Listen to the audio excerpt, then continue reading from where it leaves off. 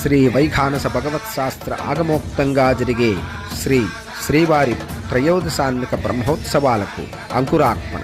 శ్రీవారికి జరిగే ప్రతి ఉత్సవాలలో అంకురార్పణ చేయడం ఆగమశాస్త్ర విదితం.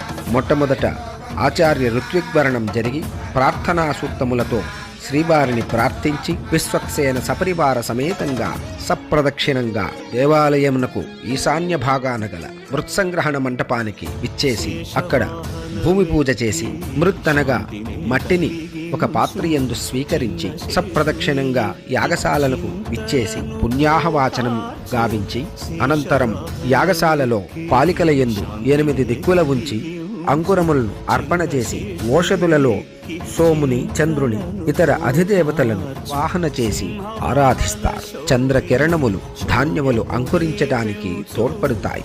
ధాన్యమునకు, ఓషధులకు చంద్రుడే అధిదేవత.